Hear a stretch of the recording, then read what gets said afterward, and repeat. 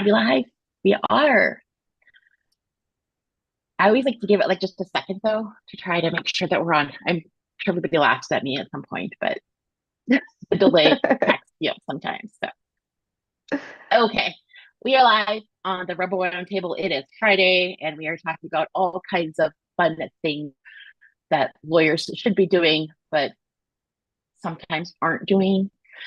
So welcome to the Rebel Roundtable. Today I have Laura Parsons, and Laura is the owner and founder of Dragonfly Virtual Marketing and Design. So she runs a full service digital marketing agency, website design, graphic design, online courses. Um, Started out working with me many years ago. And so we've come a long way with our partnership, but also we've learned a lot about lawyers and things that hold lawyers back when it comes to delegating in virtual assistants. So our controversial topic for today is going on about outsourcing. Laura, welcome to the show. Thank you so much. And you already touched on it. We've worked together for a very long time, and you have taught me a ton.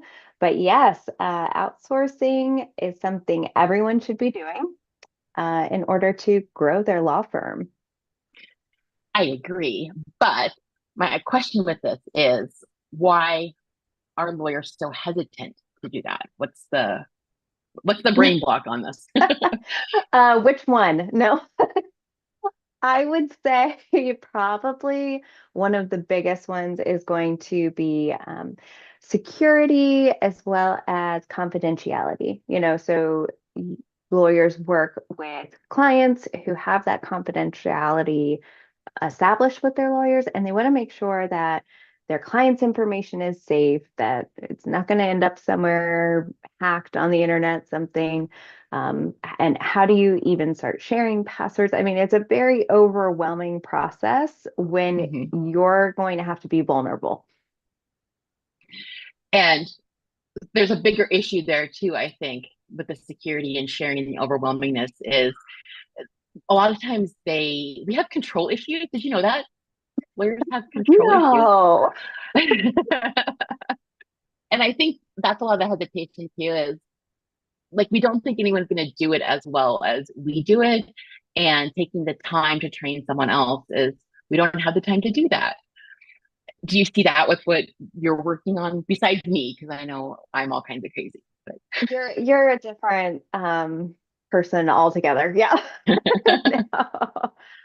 I see that across the board actually with clients, but in particular lawyers. So the thing is when you are a business owner, when you're running your own practice, that's your baby. You are putting everything into it, and you don't want to risk messing anything up. So inviting a complete stranger who claims they know what they're doing into the process and trusting them, that's a big step.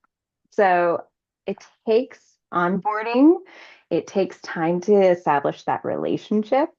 Um, but in the long run, it ends up saving you so much of your time, and your time is much more valuable than the person that you're Mhm. hiring. That person can do it so much quicker, um, and make you efficient, and that gives you more time with your clients. So it's a win-win for everyone if we can all just take a deep breath and trust the process. So I love that you jumped into the long-term impact. I don't script. Rebel Roundtable is a completely unscripted. Guests have no input on questions I ask or where we go with this. But I love that Laura jumped right to long-term impact because I often hear from lawyers that I don't have time to do this now, so I'm just going to keep doing every single task. But long term, that turns into like burnout and not having time to do things. And what else have you seen in the long term where someone, I'm guessing you probably seen someone who finally realizes that they should outsource and all of the relief it gives them. But how does that come across on the virtual assistant side? Okay, so most of the time, by the time someone reaches out to me, they have already attempted it and unfortunately have failed at it. We all go to these conventions and these seminars and all sorts of things, and they all tell us you need to do X, Y, and Z to grow your business. And then we take it on ourselves to say, I can figure this out. But you spend so much energy and time and money trying to figure out something that is not your forte. Um, Obviously, it's illegal for me to practice law since I am not a lawyer, but I am not going to even attempt that. I did not go to school for that. I am not trained for that. That's not in my wheelhouse. So, if you take a moment and say, maybe setting up automations on a client intake form isn't really something I've ever learned to do. Someone out there knows how to do that. They went through trainings, they've already put in that time. So invest in them to invest in yourself. But yeah, when I'm first meeting with people, generally speaking, they have tried and tried again and thought maybe a third time they could have gotten it. And they're finally at a point that they're saying, no more, I need this to be right. And do you think some of that is because we don't have great processes documented and it's hard to train someone else when you just do it off the top of your head? Sometimes that's what I see a lot of times is Most procedures aren't documented. definitely. Yeah. Yeah, there's so much knowledge that you keep in your brain every day that is not written down anywhere. It's hard to even start writing those processes, and to go through your day and say, what can I realistically hand off? And how would I even begin to explain that to someone? So it's a little different if it's a website build. Okay, Mhm. I'm going to talk you through that process. I'm specialized in that. We're going to talk about what needs to be on there and start to finish, collecting information, writing the content, designing it out, all those things. Step by step, that's something for me to worry about and not you. But if you are hiring someone to help with even your data entry, something as simple as data entry, Mhm. you, Jen, have a way you like addresses written in I data do. entry. It's like you've met Okay. me. So, how are you going to explain that? What other quirky things do you assume someone else knows that is actually not standard knowledge? So, that can be very overwhelming when you're first starting to hire out a virtual assistant or even a calling service. How do you want them to answer the phones? What if they're asked this question? When does legal advice start and stop and all those things? So 100% that is probably something that keeps people from booking that appointment. I can see that because just the idea of sitting down and going through all that is overwhelming. But then I have to switch my mind sometimes and be like, but if I keep doing things the way I'm doing them, your business never is able to grow, even if you don't want your business to grow. So let's throw this myth out there that people can't outsource if they just want to keep the current level of business they have. Because I do hear that from some small solos. They're like, I just want to be solo. I don't want to have any employees. I don't want to grow my business.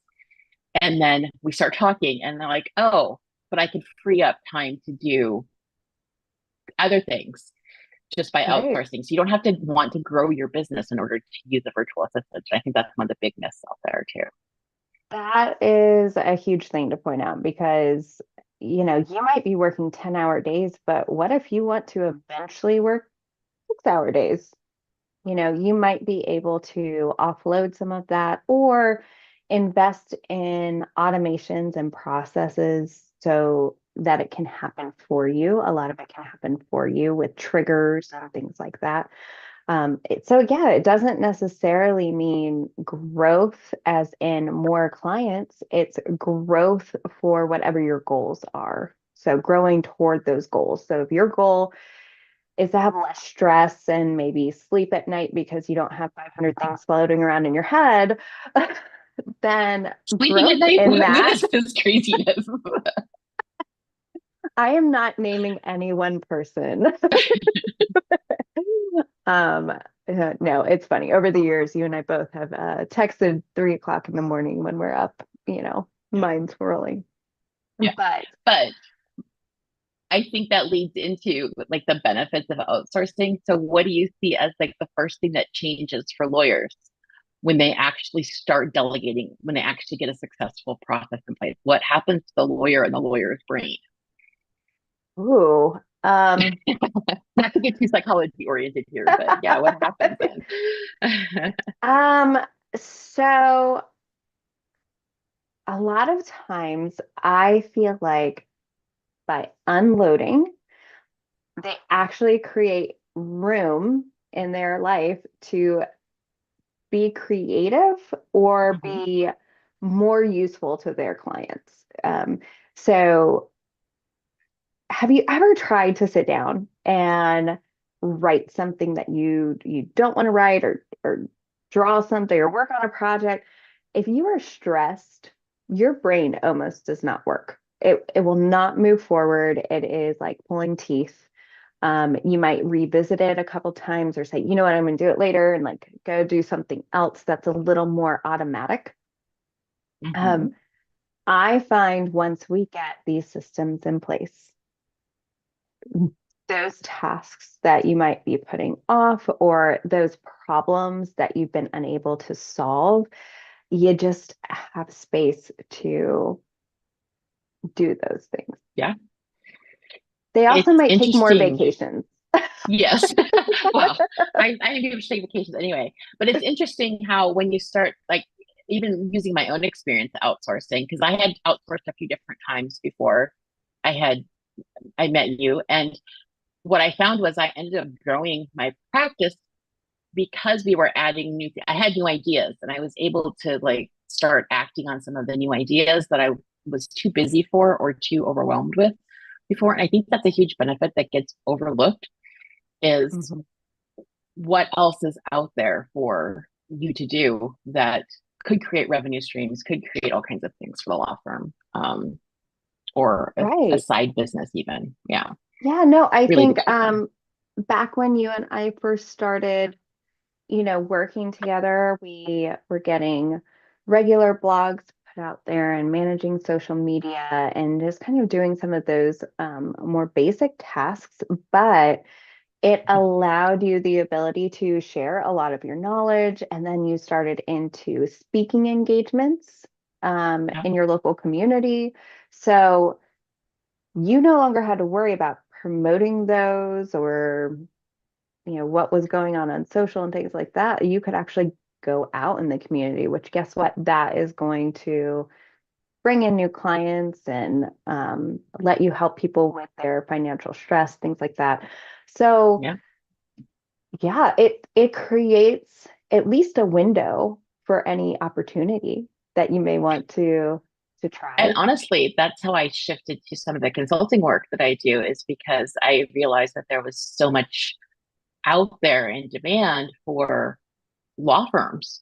And that only happened because I was able to pull back and see the big picture on all the problems that I was seeing in the bankruptcy space. So that Right. was So ultimately responsible for that. So yeah, so when you first started, when you decided to yeah. hire me, um, what finally made you say yes? Like okay, the straw has broken. It is time. I need to hire someone. Like, So it's really funny. I was sitting in a chair on a Sunday night and like a recliner in our bedroom, sitting there, and I was like, I have all these things that I want to do, and I don't have time to do them. And someone had responded to one of my Facebook posts and said, "You can't do that. Lawyers can't do that." I don't remember even what I posted anymore, but I think it was about networking or something like that.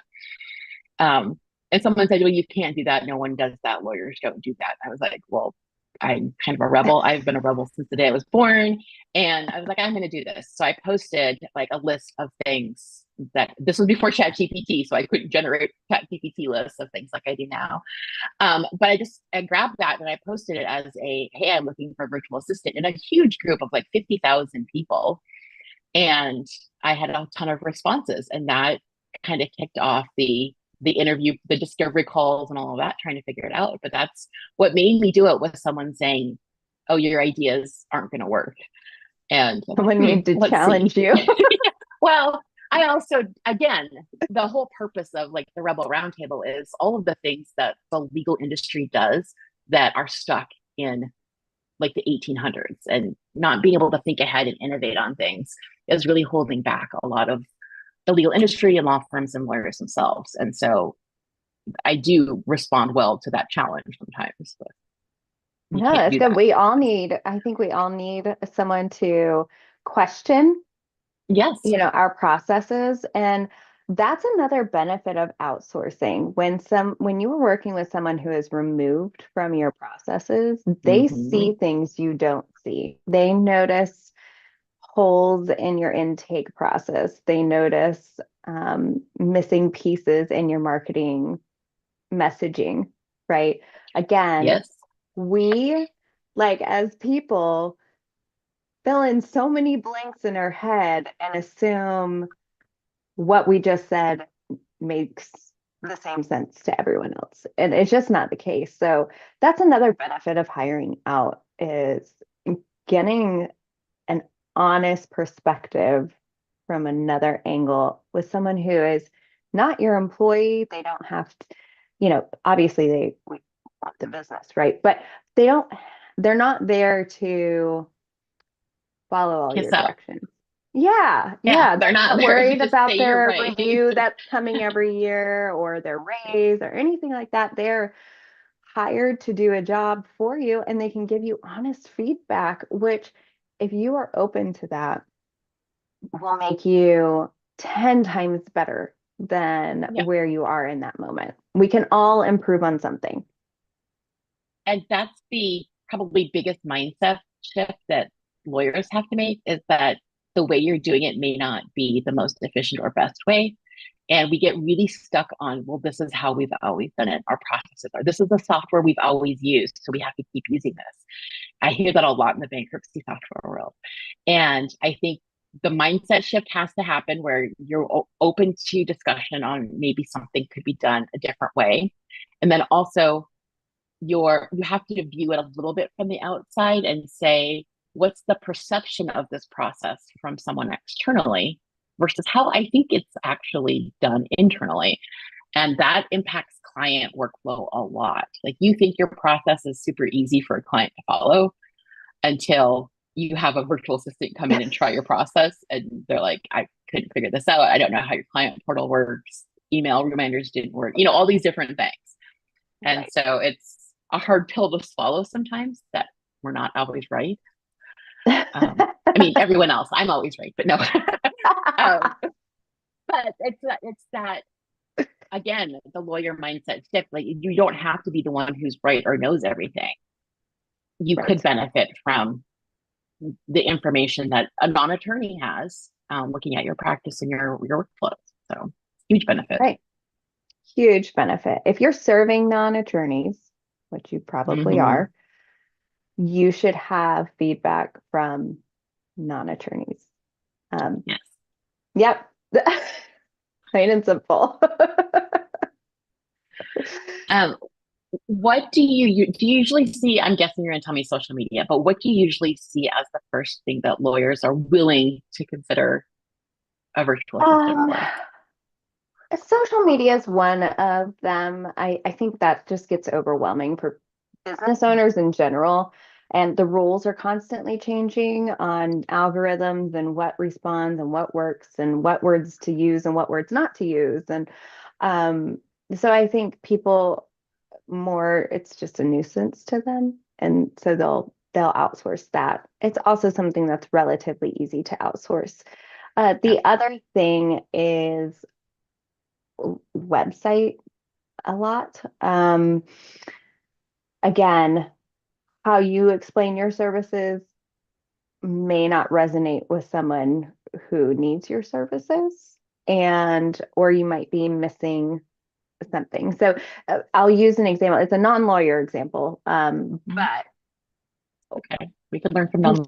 Construction, yep, construction client. Okay, they do roofing and they do siding and they do entryways.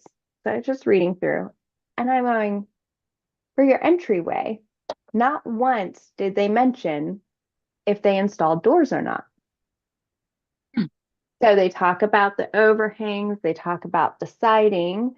There's another place on their site that they do install windows, but not once did it mention if you want to update your door. So I'm Hmm. sitting here and I'm like, well, if I'm trying to find someone to fix my entryway, to me, my entryway includes my door. Do you do doors? I don't see that you do doors.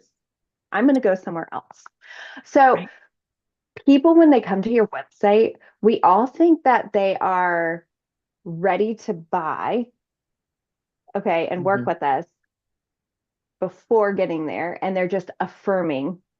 But in reality, what your brain is doing when you visit a website is you're trying to find every reason not to work with them Mhm. subconsciously. So in that moment, if I had just been some random person and not actually just assessing their website, I would have gone somewhere else. I would have been like, oh, okay, well, let me search for someone who does doors. They do doors, by the way. So moral of the That's story. good. Um, so, but it's little things like that, do Yeah. you offer litigation? Do you, um, which services? Is it Mhm. all trusts and all will? Like, there's so many layers that can be there and that you guys can offer. Um, and making sure it is clearly laid out is Yeah. something I'm asked to do quite often. Um, Yeah. yeah. And then I think So, intake processes, but I don't, yes. yeah. Intake is huge. Like there's all kinds of things we could talk for 2 hours on intake. We Yeah. probably will at some point. Um, but so if we were to try to wrap this up because it's Friday and I don't want to keep everybody for too long yapping away about virtual And it's my assistants. birthday. And it's your birthday. Happy birthday. Those are beautiful flowers. Thanks. Um, what is the first thing that a lawyer needs to do if they're considering outsourcing? Like what's like step one that they need to do when they're considering outsourcing? Um, make a list. Make a list of all the things you do in your day Mhm. and then go through and which ones can you give up? Yeah. I Or would, which ones do you hate? or That's which another ones good do way you to add. hate? Yeah, like Why you would get you rid of things keep you hate doing doing. things you hate? Yes, That's how I go through there's things. I'm like, how do I get rid of this? there is someone out there who loves doing what you hate doing. Yes, So make the list. Start with a list. And yes, that's going to put you in the direction for searching for someone that has that skill set and going through a discovery process and going through yep. proposals. It's just like it's a whole thing, but that is step number one, That's knowing step number what one. you Yeah, but need. that's where we need like Yep. step one. Where do you start at? Because that's Yeah. where we're at with thinking about this. Okay, so before we jump into how people reach you, we do have a playlist, a Spotify playlist for the Rebel Roundtable. We have songs that we all channel our inner rebel with. What is your go-to anthem to channel your inner rebel? Okay. Yes. So this like stuck with me way back when I was a kid. I was just graduating high school when it came out, but It's My Life, Bon Jovi. If it's on, I feel like I can make any decision I want to and I have full control. Yeah, that's definitely my That's a like good one. let me do what I want to do. I'm just gonna do it, and I don't care what you say, which is probably why we get Ex- along so well. Exactly. So that will be added to the Spotify Rebel Roundtable playlist. So if you ever need to channel your inner rebel, you can channel all of the rebels from the Rebel Roundtable.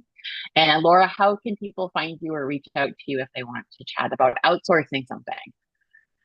Yeah, so I have a website set up. You can actually click through and set a free consult to just discuss what you're looking at. But that is Dragonfly, V as in Victor, M as in Mary. Michael. I don't know, Mary. And D as in David.com. So Dragonfly VMD. And if you reach out to me, I will always send you over to Laura's website as well. And she's on LinkedIn, Mhm. Laura Parsons there, and I'll tag her in the LinkedIn live stream as well. So And Jen has, 500 different ways to get in touch with me. So I can send smoke signals and I'll find her across the country from me. exactly. So thank you, Laura, for being on the Rebel Roundtable and helping us help lawyers figure out where to go next with some of their business processes and models. And stay tuned for the next Rebel Roundtable. We're on Fridays at 11 a.m. Central, 9 a.m. Pacific, and noon Eastern. So we'll see you all soon.